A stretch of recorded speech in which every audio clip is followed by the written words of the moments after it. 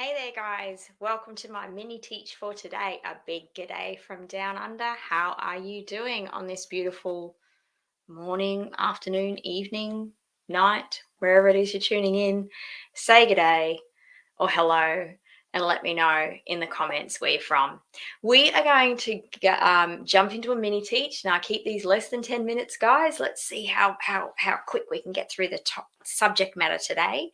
I want to talk about the issue or the topic of friendship because this can be a really difficult one. And how do you know who your real friends are and who is a real friend? The Bible gives us great wisdom. And I'm going to open it up today from the book of Ecclesiastes. We're going to be reading in chapter 4. It's up on your screen. I'm reading the New King James Version, and we're going to break down a few things here and hopefully give you guys a bit more clarity on this issue. All right, it's an important one. Relationships are important. They're important to God. They should be important to us as well.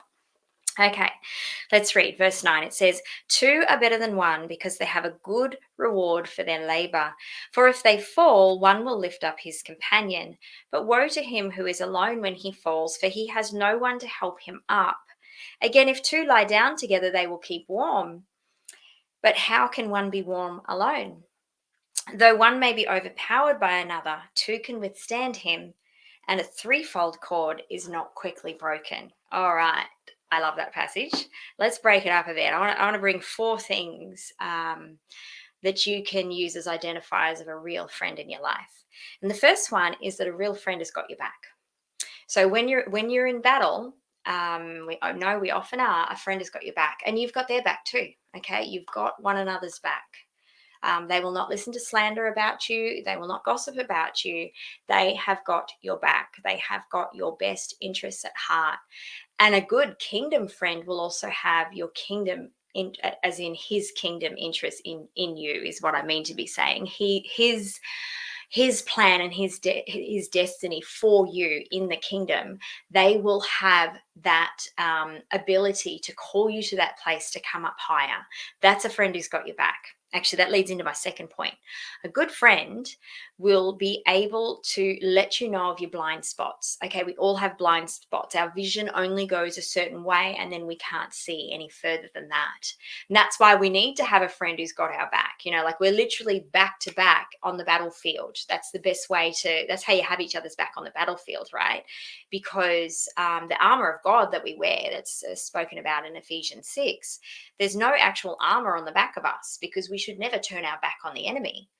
But obviously, we can't keep every area covered. So we need a friend.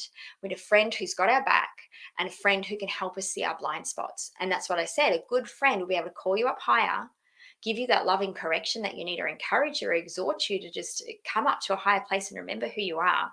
Someone who does that for you in a loving way. I'm not talking about highly critical person. I'm talking about a critical friend. A critical friend is someone who can be honest with you, but you still know that they've got your best interest at heart and they're calling you to a higher place. That is a good friend, folks. Hold on to a person like that. Number 3 is that a good friend shares. All right. I'm not just talking about sharing your stuff. I mean, you share your heart with one another.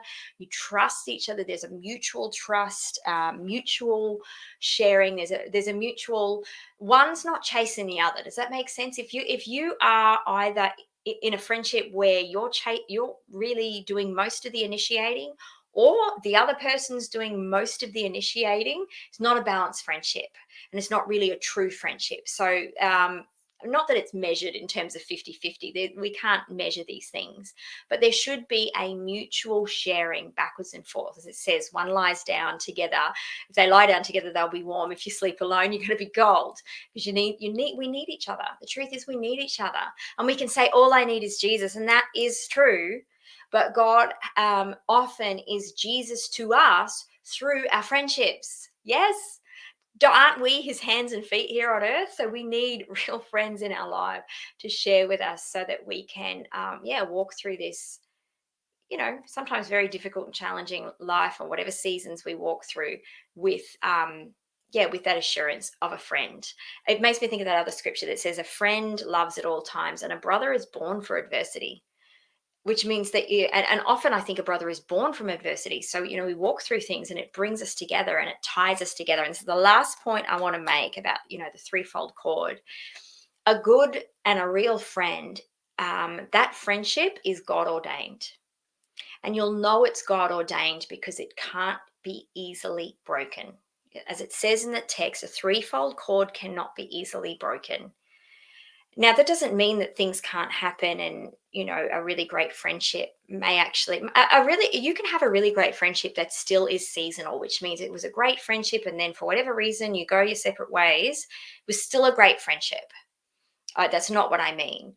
But a God ordained friendship is not easily broken.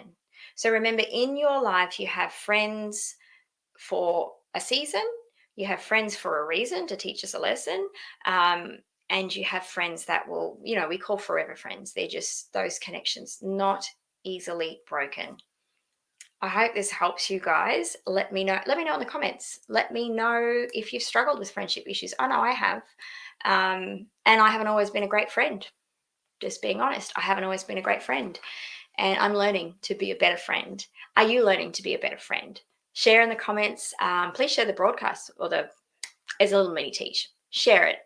Get the word out. See if this blesses somebody and have an awesome day. Lots of love from down under. See ya. Bye.